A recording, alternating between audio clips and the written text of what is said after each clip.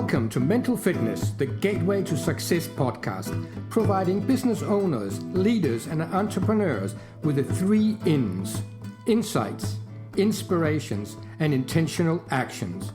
Delivered through monologues and dialogues, we address topics like leadership, productivity, time management, work-life balance, and challenges like stress, conflict, mental health, and much more. Please do not hold back from suggesting specific topics and guests you would like on this podcast. Greetings and welcome to this episode of Mental Fitness, the Gateway to Success. And yes, this is one of those weeks where I have a guest on. And in the last couple of months, we've sort of been around the world a little bit.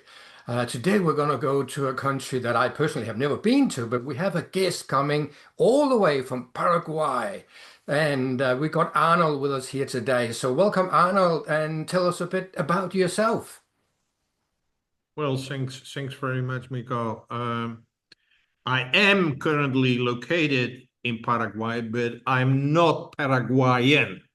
So for me, everything here is new. My passport says I'm Dutch, but I've been living in a couple of different countries because I like that experience to get to totally new environments. In case we talk about mental fitness, which is the label which you're using, I used to call it brain fitness. And in that point, it is really important that I grew up in a very dysfunctional family, I would say. I would even say that my brother, sister, my father, and my mother, if it would be alive today, I would say every one of them would be labeled with a mental health problem. Huh? Right. But that was not when I grew up, because, you had to be really, really serious problems I grew up in the 60s and 70s. If you really, really, really would be labeled with the mental disorder, you would have been very seriously. But for the rest, nobody was. I knew nobody, whatever. Whereas now it's kind of an epidemic. So that's the family in which I grew up, which was not nice. It was not nice at all, but it laid the foundation for me that later on I wanted to know what's going inside of me, about your emotions, your feelings, your thought, basically all the stuff which you can't see but you experience. Yeah. And so that is a huge thing. I finished my education. I went to university. I had to go in military service. That was then mandatory in my country. And then I started working in the corporate world, which I did for, let's say, something like 20 years, where I did a lot of different jobs, from sales to marketing, business management, operations, alliances, business ops, CEO. I worked first for a small company and then for a very, very large company, Digital Equipment Corporation, which was then the second largest IT company in the world. Now, nobody knows it, but at that time, it was really, really big. And that's where I was a leader. My first management role was marketing manager with 10, 12 marketing specialists. But at some point in time, I was responsible for 6,000 people, a business of $1.2 billion across Europe. So that's where I had my leadership thing. And then we had a merger and acquisition and integration. And that's when I lost my job. Then I had one other corporate job. In the last 25 years, I'm basically doing 2 things: trying to run my own business and trying to understand myself. That sounds like 2 pretty, in and of itself, 2 pretty challenging topics, really. So I look forward to hearing a little bit more about that, Arnold. But maybe just since this podcast is about mental fitness, I love to hear other people's take on what that means. So what does mental fitness mean to you? I've come up with, I call it brain fitness, but I think we have the same intention. For me, it's a state of psychological and physical well-being in which an individual uses his or her uniqueness, learns continuously, deals with challenges, and contributes to a better world for all.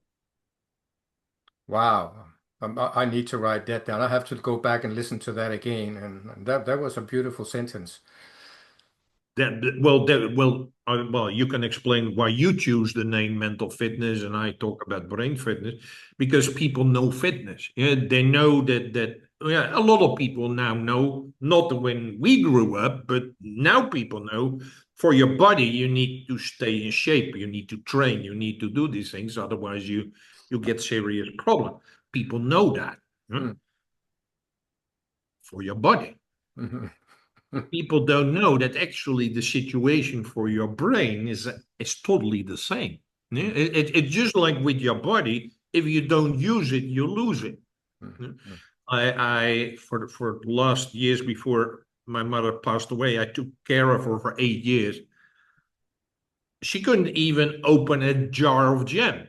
She didn't have the strength. Mm. But she was in her end of her 80s, beginning of 90s, but she never trained on her body and fitness and strength. So it's a normal process that your physical strength declines. It actually starts after the age of 30. Yeah, so and first it's very slow and you don't notice it, but the older you get, the faster it goes, and Mhm. it ends up, like I said, with my mother who couldn't open a jar of jam. Yeah, so it's like so brain fitness, mental fitness is for me equally important as body fitness, and both need to be trained and exercised on an ongoing basis. Mm. Totally agree. And I often use that comparison because everybody can relate to physical fitness, and that is a good thing to have, whether they have it or not. Everybody agrees that it's a good thing to have and it's a good thing to work on. And then we can tie it into mental fitness is exactly the same.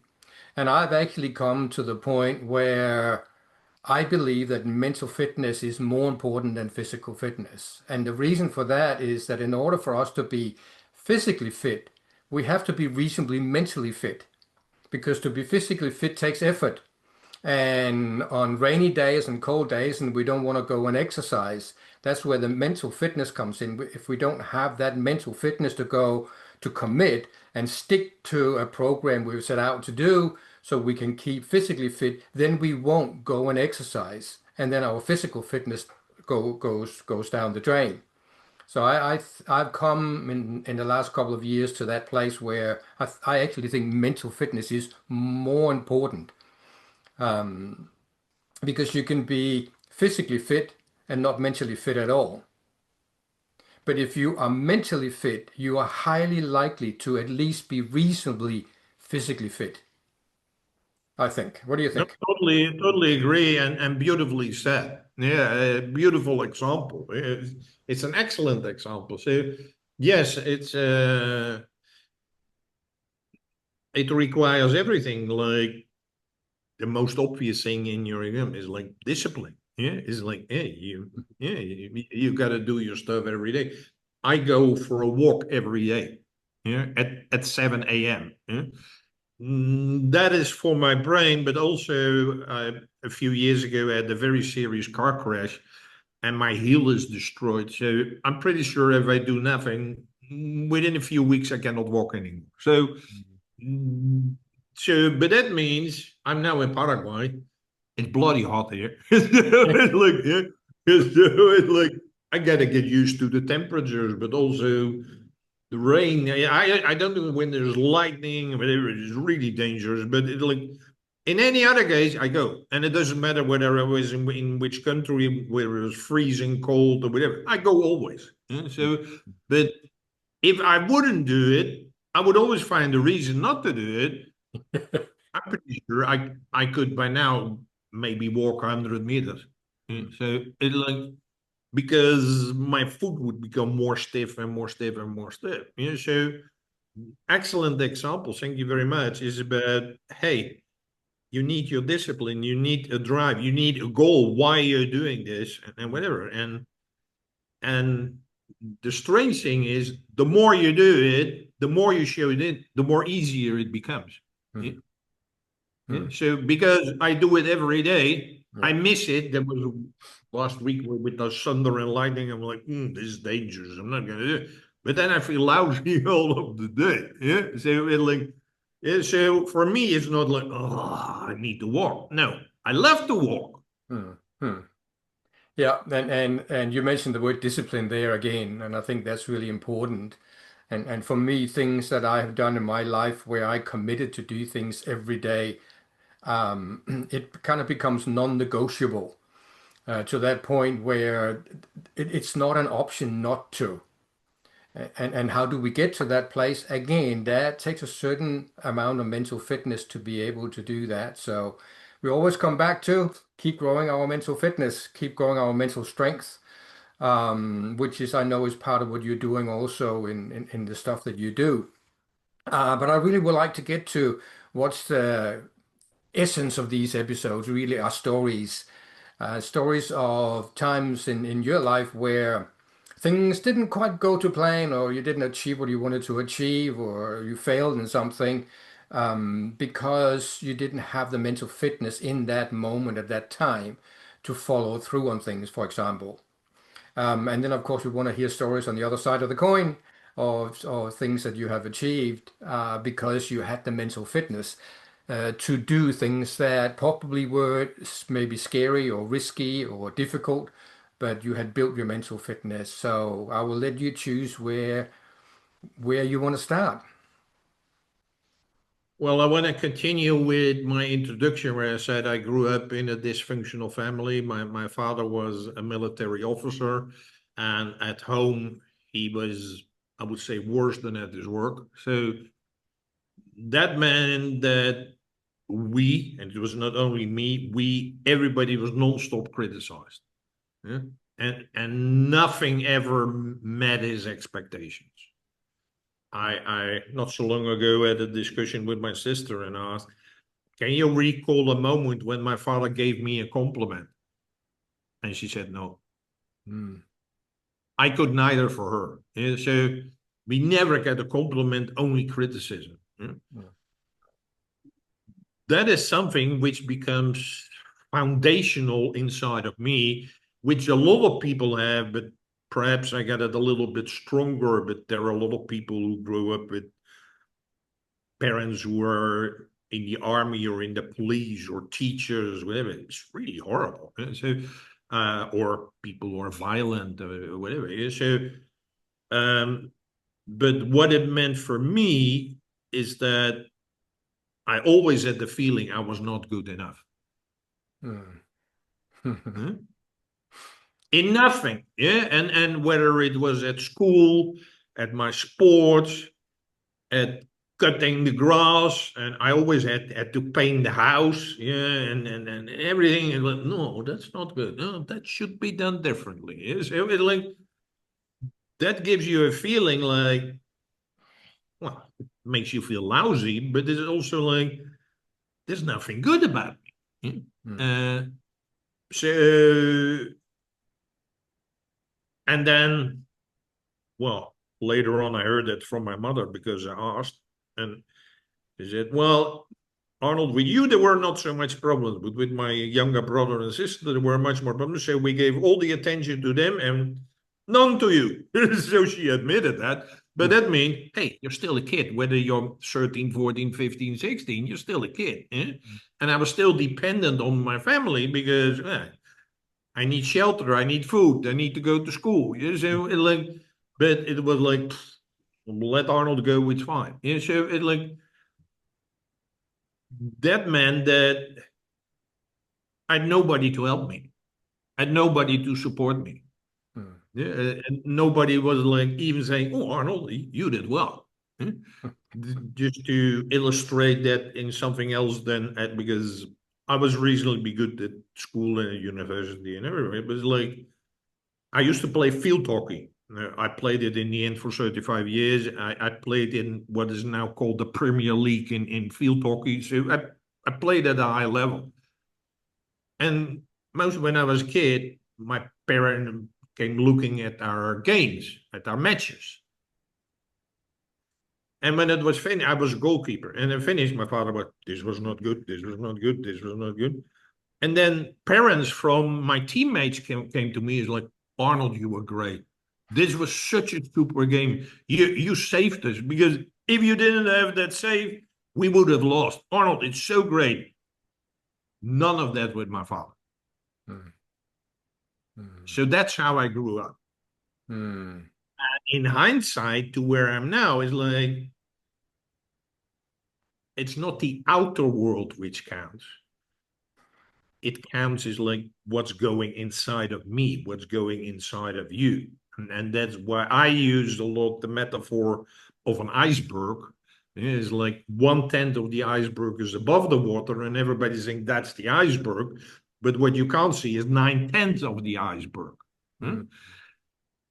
And that is what you see everywhere. That's what you see. That's what I noticed in the corporate world, where people, what they say and do, that's the upper part of the iceberg.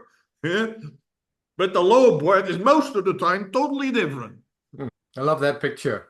And we can use the iceberg in so many different ways. I've never heard it mentioned in that way, and I like that because like we see people's behavior, um, and we're really only seeing the top, like that whatever percentage it is, whether it's 10% or not, but we're only seeing that, and we get to, I guess that's why marriage is so challenging. Or I find it challenging, because we can't hide the 90%. Well, we can hide them for a little while, and we can go to work and hide most of it. But people that are around us long term, we can't hide that part. And that in one way is good if we are into wanting to grow ourselves and improve ourselves. But if we are not, then it can get really uncomfortable in that. So thank you for sharing that. Anything else you want to share and ongoing on your journey and how you got to where you are today and what you're doing these days? Well, I just responded to what you said about the lousy experience. So, and but that experience, like with discipline and doing, meant that I was extremely successful in the corporate world, because people thought it was tough and you had to listen, you had to do this and follow the boss and do this thing. And for me, it was like, that's easy. I've been doing this all of my life. Yes. So your father did teach you some good things that were useful. Yeah, well, my discipline is one of them, but it's also like these bosses you do this, and people were not used to that style, and I'm like, oh, this is nothing compared to my father. Yeah,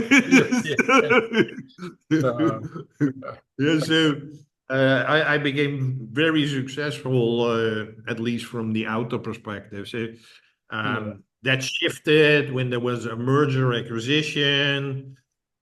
I was then a COO, and we were taken over by another company. But these other folks had no clue what we are doing, so it didn't work. And they had put our general manager on. They put him out of the company, but then things get out of hand, and then I became the CEO of the one part of the company, and it's really a mess. So it's like, so. And then I had another corporate role and another thing. So that's when I'm like, I'm fed up with this corporate world. It's like, it's really, well, I could apply the same iceberg thing. Is like, all the companies say, no, we care about our people. Our people are our most important asset. You're already lying, because it's complete bullshit. It's like, they don't care. They only care about their bonus. Yeah, and maybe the shareholders, but that's it. And so it like, yeah, it's the same thing like now we care about the environment. No, you don't. Yeah, so it's like, it's like a lot of stuff is just window dressing, and it's not true. And in my case, like, I was still then in my 30s, 40s, and whatever. And bosses don't like that you're a little bit more smarter than they are. Yeah? But they don't say it in your face. Yeah? So it's like, yeah? So it's like, I'm like, I'm done with this corporate world. Yeah, I'm. This was in 2000. Yeah, so that's when I said.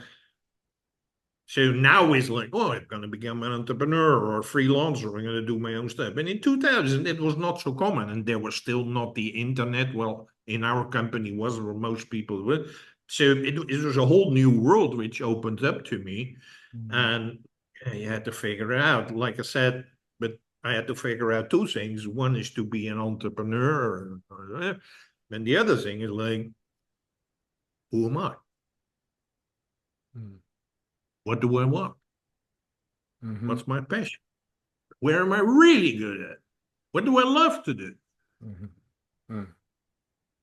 Nobody ever, and I was beginning of my 40s, Mikal.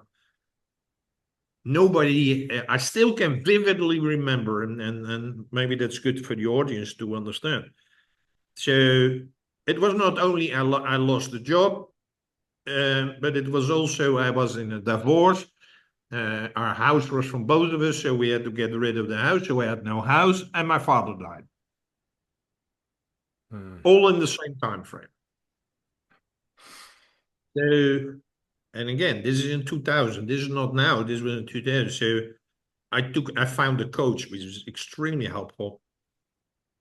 And then I was renting, and he said, Arnold, what do you want? I don't want a boss anymore. I don't want this anymore. I don't want this anymore. I don't want this anymore. So so I was renting. He was like, I understand, but Arnold, can you tell me, what do you want? Huh? What? I had no clue. This was and again, I was 41, 42. I don't know. Nobody ever in my life had asked that question. And I can tell you And that's that very, shift. yeah. And I can tell you that's fair because that's what I do. And I know you would do the same with my clients. It's like, okay, so what do you want? No. What do you really, really want in your life? And what is your life purpose? And in 9 out of 10 cases, the answer is, uh, uh, I haven't thought about that. So, so lucky you that you found that in your 40s, not some decades later. So what happened from there on? Well, for me, it became like, that's why I say my being part is, I totally feel an explorer. Is like, I want to answer those questions. I want to figure out, like, who am I? What am I doing? What do I love? What comes easy to me? What do I like? What don't I like? And all of these things,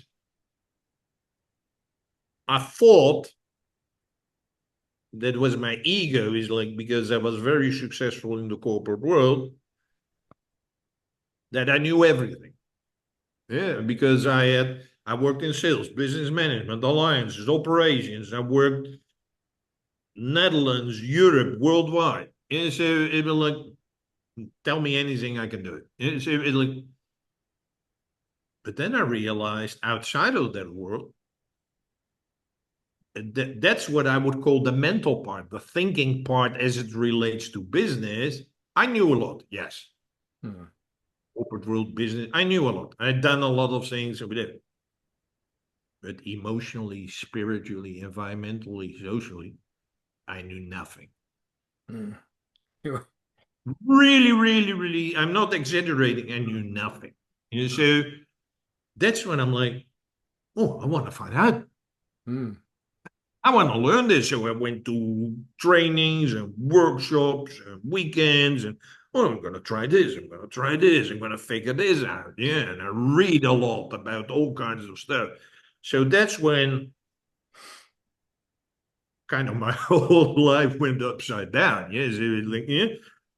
I was, yeah, like, well, to take the iceberg again, the upper part, I was really good at that. But the lower part was for me also darkness. Mm. Mhm. Hmm. Yeah. You had to turn that iceberg upside down in a way. Um, so in that sense, in at that moment, in order for you to really step in and ask those questions and work with yourself and do those courses and grow, in order for you to actually do that, you would have had to have a reasonably high level of mental fitness already at that moment, rather than go, oh no, no, I don't want to know. I'm fine. I'm successful as I am. I don't need to look at all this stuff. That would be the easier option in a way. So you had the mental fitness to be able to step into that journey. Like, where do you see that like, where did you grow your mental fitness that you had at that moment in time? Where did that come from? I would say that's closely linked to self-confidence. You, you need a high level or at least a moderate level of self-confidence to start that journey. Yeah, and because people would think in like in my youth and in sports and everywhere, I was a kind of a failure because I always got criticized, but I was pretty successful. I did sport at the highest level in the country. Yeah. When I was 17 years old, I was the youngest hockey coach in the Netherlands. Hmm. So So I'm coaching now 50 years. Yeah, so I like I said, I was in the Dutch management team, and where I became later the general manager. I was by far the youngest guy. Yeah, so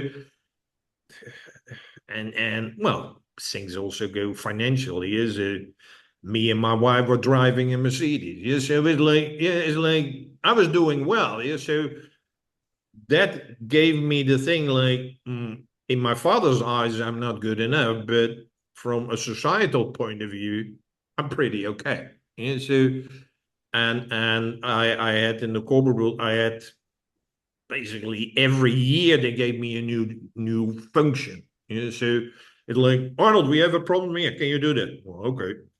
And then I fixed it, and I said, Arnold, we have another challenge. I think you could do it. Yeah, so it was like I had 13 different jobs in 12 years. You see, it was like, but that was not because I was not functioning. No, it was because I functioned very well. So, yeah, and there were always challenges and problems and things where they didn't know how to do. Arnold. Yeah, so it's like I never applied. They always came to me. So that gave me a level of self confidence. It's like in my eyes of my father, I'm stupid, but I'm not. Yeah. So again, like what I'm hearing, what you're saying is that like you grew your mental fitness, your confidence, like that happened in your journey. You were doing well at school. That needs confidence, that needs mental fitness. So all you really had to do at that point when you had that transition into working more on yourself is the confidence was already there.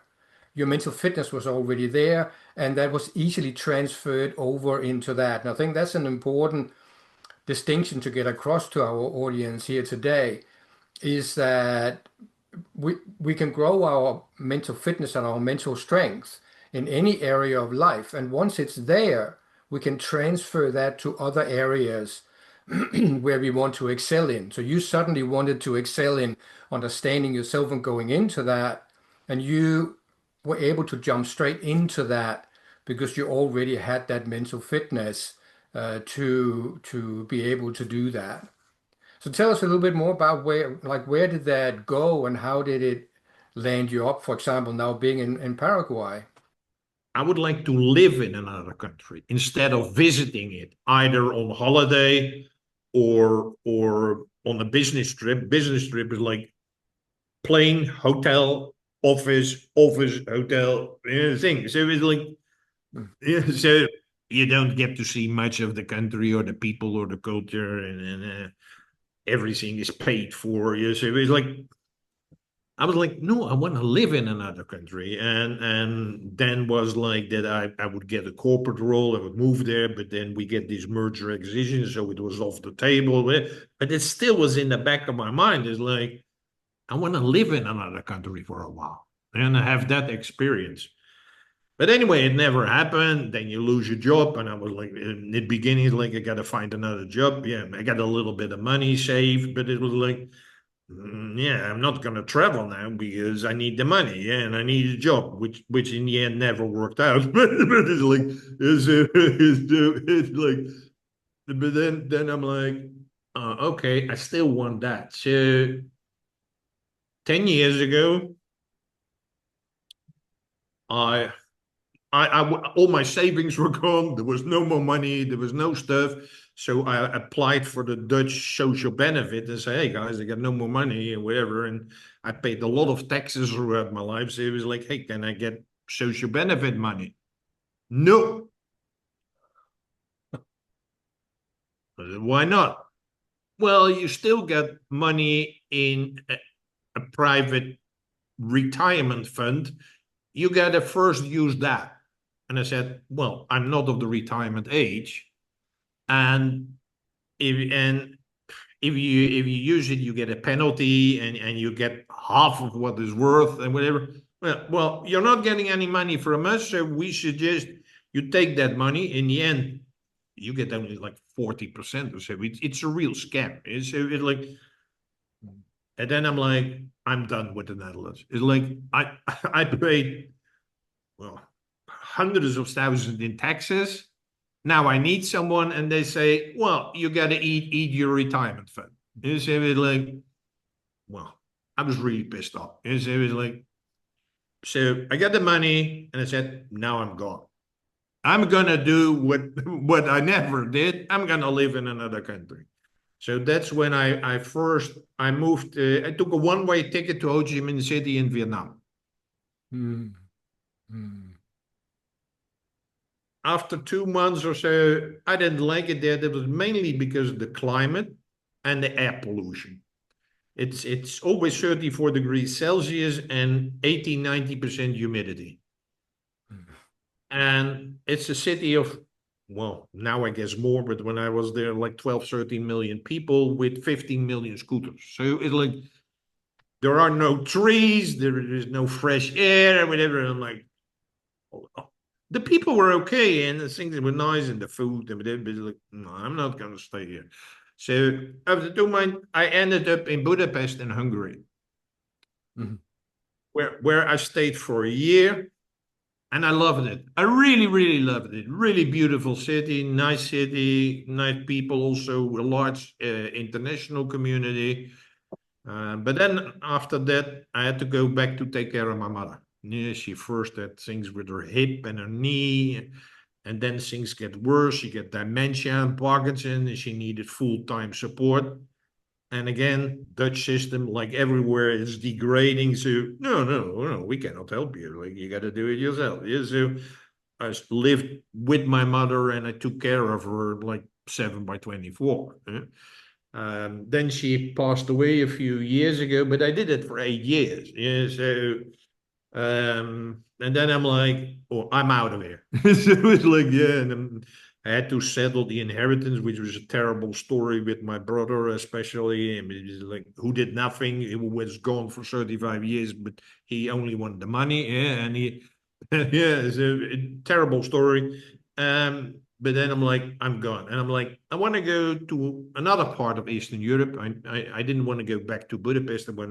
So I ended up in Romania, where I just stayed 2 years before this. And now I'm 2 months in Paraguay because I want to get out of Europe because Europe is falling apart. Uh, Western Europe, especially, that's already going on for years and years and years. Look at what's happening in England and in Ireland and whatever.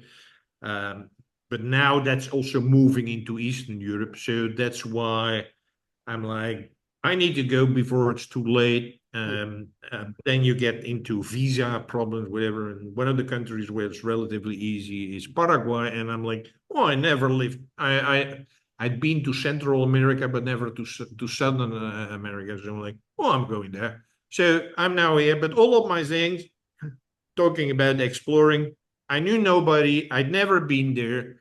I don't speak the language. I don't know stuff, but I got to figure out. Mm.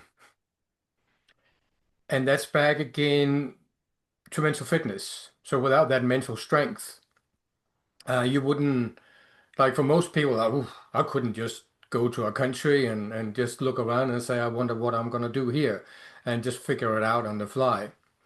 So again, you have along the way built your mental fitness strongly enough that you're able to step into situations, and also having to go back to deal with your mother and then deal with the fallout after her passing away and all of that. So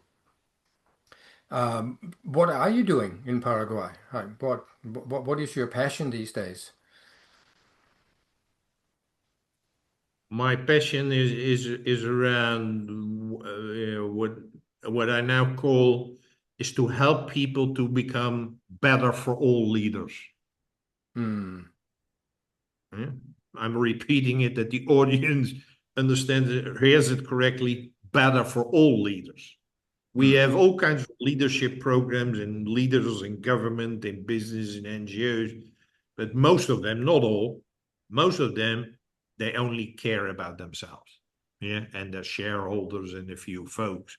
They don't care about the majority of the people. They don't care about the environment. They don't care about health. Yeah. So I want to train a new generation of leaders who take care, which is if it's not better only for themselves, but better for all.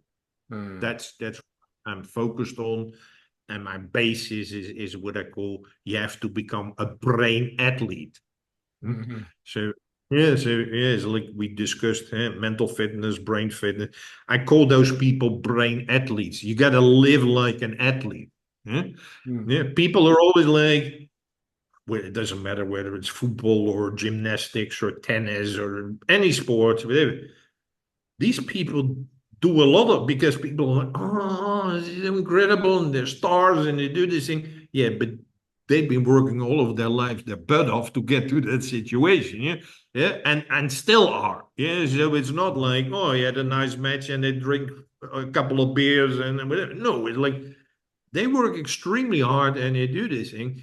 Yeah, and that's where I want to train people not to become body athletes but brain athletes. Is like, hey, you need to keep on training and using it, just like Mikal yourself. Like, yeah, you said at a later age you move into another country. I don't know whether you married there or already in Denmark, but like at a later age to move to another country with before we started you explained like different cultures and things are different, etc. That is challenging. That is why you need to be a brain athlete because it's like I'm 67. Yeah, so it's not like I'm a boy of 22 and or 18 and like I don't care if I figure it out. No, I'm 67. Yeah, so it's like it's like no, you everything is new, but that's why I say you got to live like an athlete. Hmm. So to round off today, you have already talked, in different ways about mental fitness and your journey and how you have grown that. Are there any like specific things that you would like to share with our audience on how you grew your mental fitness, like any particular book you might have read, or a particular course you can recommend, or any other ideas and thoughts for our audience on what they could do right at this moment to, um, whether it's turning that iceberg upside down and have a closer look at the bigger chunk that is underneath. Any thoughts on that? Yes, there are three things I would like to share. Number one, and it sounds easy, it's not easy. Be kind to yourself. Yeah, that's good. Yeah, You're that's ready, a, start laughing. yeah. Oh, totally, totally. That's a very good one. Repeat that, please. We want to make sure that everybody gets that. Be kind to yourself. It's like we we have a lot of different voices inside of our head. But the loudest voice is what we call the inner critic. It's non-stop criticizing us for everything. And with some people, it's a bit louder, whatever, but everybody recognizes that. Yeah. But what we have to do is to transform that inner critic in an inner cheerleader. Mm. That is a huge shift, and that will determine everything around. If I just say, "Oh, Arnold, you cannot do that. Arnold, you're a failure. Arnold, that was not good. Arnold, you should have said that. Arnold," that's not helping me. That's decreasing my brain fitness or mental fitness. Yeah? So, number one, be kind to yourself. Number two, help other people. Mm.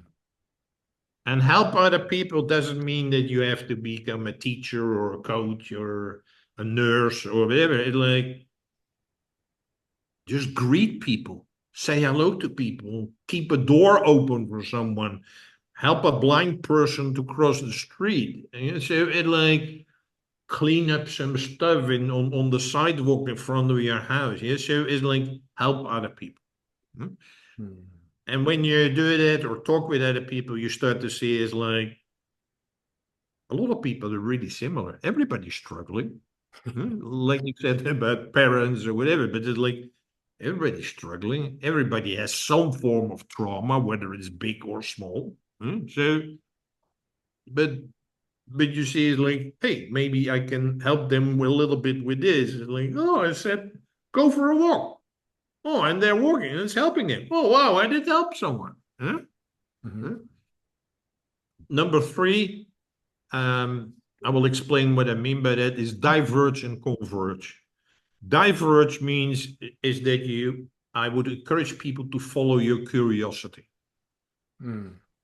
We have been learned again by our parents and at school, we're not allowed to be curious. Mm. But I would encourage people is no, it's one of the most important skills is to be curious. It doesn't matter whether it's business or hobby or about certain birds or whatever. And when I look outside here, it is I love the green trees here. It's like, well, it's very hot here.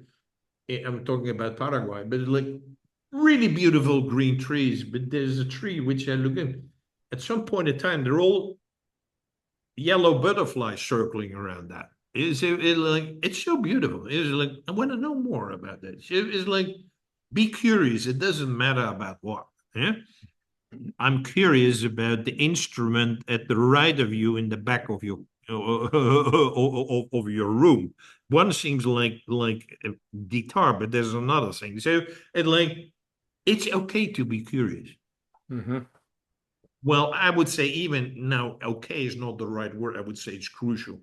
That is diverge. So converge means if you get all these different impressions and different things, converge, bring them together and create something. So one is your curiosity, learn from it, and then create something. And create something can be just a new dish. Mm. Hmm? Mm. It can be write a few letters of a poem, or it doesn't have to be big things, yeah, or create, well, a new, well, if you walk always this way, walk in another way. Is your creativity is doesn't mean that you have to be a Picasso or a Rembrandt or whatever. No, it can be in very small things. Yeah. Yeah. So to repeat, be kind to yourself, help other people, be curious and create. Mm. Love it, love it. And apart from the first one, which I totally agree with, as you said, it sounds easy, but it's not. So that is definitely one that most of us really have to work with, and I really encourage everybody to take your advice on that one. What I love about the second and the third, and you mentioned that a number of times, and I think it's really important for us to understand, keep it simple. Like you don't have to go out and change the world today.